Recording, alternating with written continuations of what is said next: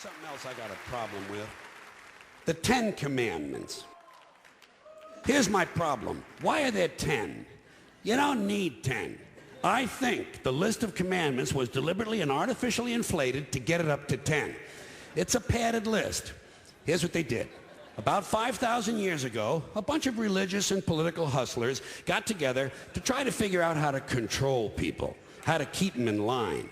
They knew people were basically stupid and would believe anything they were told, so they announced that God had given them some commandments.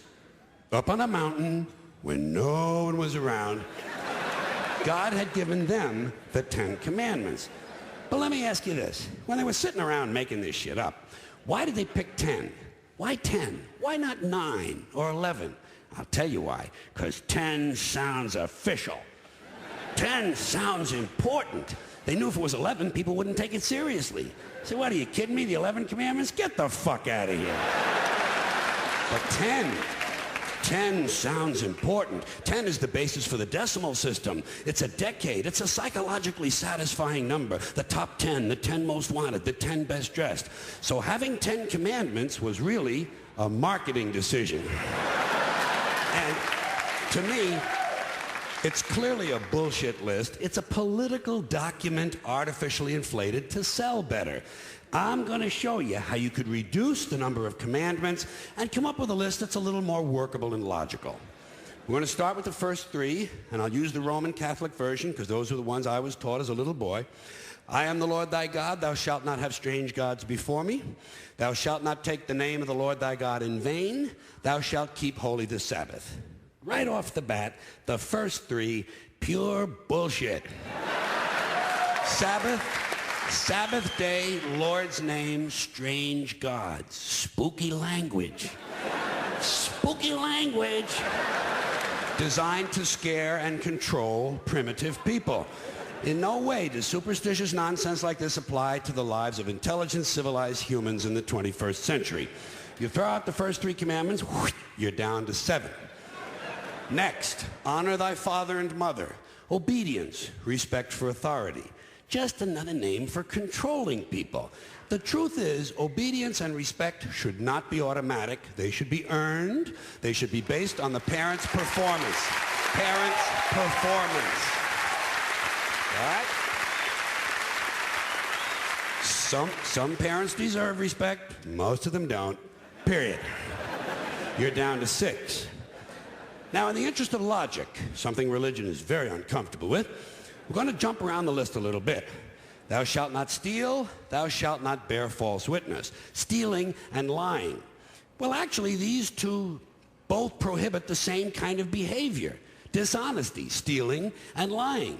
So you don't need 2 of them. Instead, you combine them and you call it thou shalt not be dishonest. And suddenly, you're down to 5. And as long as we're combining, I have 2 others that belong together. Thou shalt not commit adultery. Thou shalt not covet thy neighbor's wife. Once again, these 2 prohibit the same kind of behavior. In this case, marital infidelity. The difference is coveting takes place in the mind, and I don't think you should outlaw fantasizing about someone else's wife. Otherwise, what's a guy going to think about when he's waxing his carrot?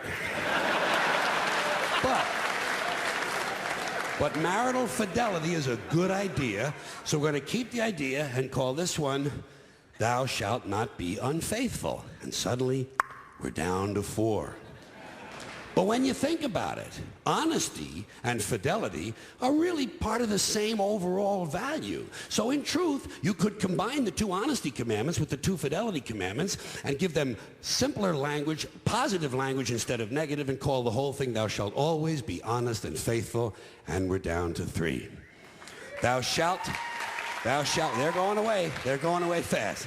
Thou shalt not covet thy neighbor's goods. This one is just plain fucking stupid. Coveting your neighbor's goods is what keeps the economy going. Am I right? Your neighbor gets a vibrator that plays "O Come All Ye Faithful." You want to get one too. Coveting creates jobs. Leave it alone. You throw out coveting and you're down to 2 now, the big honesty and fidelity commandment, and the one we haven't talked about yet, thou shalt not kill, murder, the 5th commandment. But when you think about it, when you think about it, religion has never really had a big problem with murder. Not really. More people have been killed in the name of God than for any other reason. All you have to do... Sure.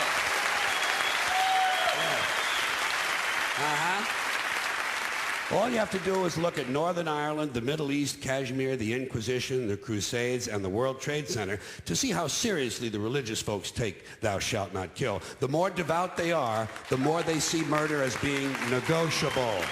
It's negotiable. You know? It depends. It depends. It depends on who's doing the killing and who's getting killed. So, with all of this in mind, I leave you with my revised list of the 2 commandments.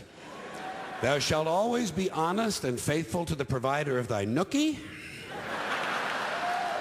And thou shalt try real hard not to kill anyone, unless, of course, they pray to a different invisible man from the one you pray to. 2 is all you need. Moses could have carried him down the hill in his fucking pocket.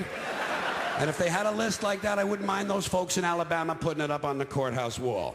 As long as they included one additional commandment, thou shalt keep thy religion to thyself.